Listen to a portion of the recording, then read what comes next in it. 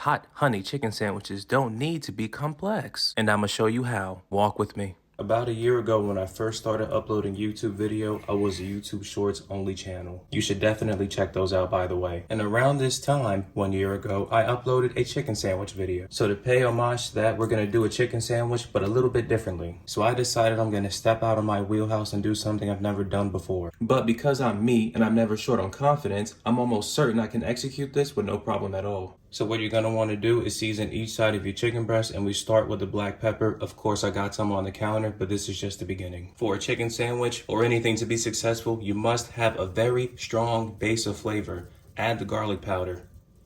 Even more so when you're making a spicy chicken sandwich, the flavors absolutely have to punch you in the mouth. This is salt.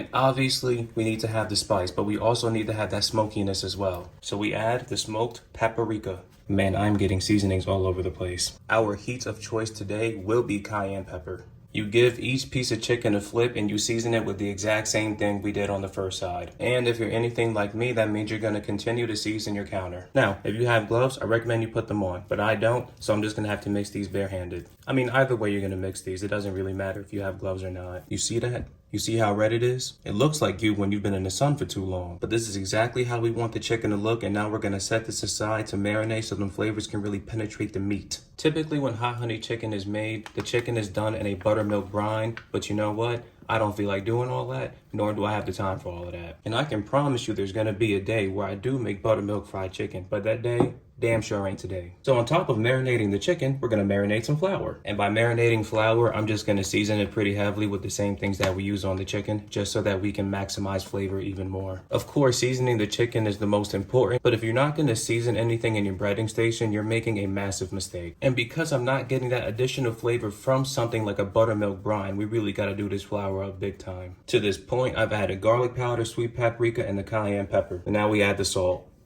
So not only will the chicken itself be delicious, but that crust that we get is gonna be delicious too. When you mix your flour after adding all of the seasonings, it must be a different shade. If it's not a different shade, you've done something wrong. But like I said, we're gonna marinate this first, so we're gonna set this aside and let all of those seasonings penetrate the flour. Now, whether you're having a spicy chicken sandwich, a normal chicken sandwich, a not fried chicken sandwich, you must always have a sauce, and I'm not hearing anything different. And unless you're counting calories or watching your waistline, these sauces always start with mayo. And we do lemon juice because that tang is gonna cut right through the spiciness, and that's what we need. Pepper because no sauce is complete without it. Salt for the same reason. I feel fresh garlic might be out of place in a sauce like this, but I still want that garlic flavor, so we're gonna add garlic powder instead. Don't ask how I got some on the counter, just mix until it's combined. Now, because I am an open and honest man, I do have to tell you guys, I'm not really messing with the sauce. So we're gonna have to do a little bit of surgery. I'm gonna add a little bit of pickle juice, and I'm hoping some mustard can save the day as well. To successfully make hot honey chicken, you'll never guess what you need. We're gonna melt some honey in this pot. With our honey melted, we're gonna go in with a knob of butter, some more smoked paprika, and more cayenne.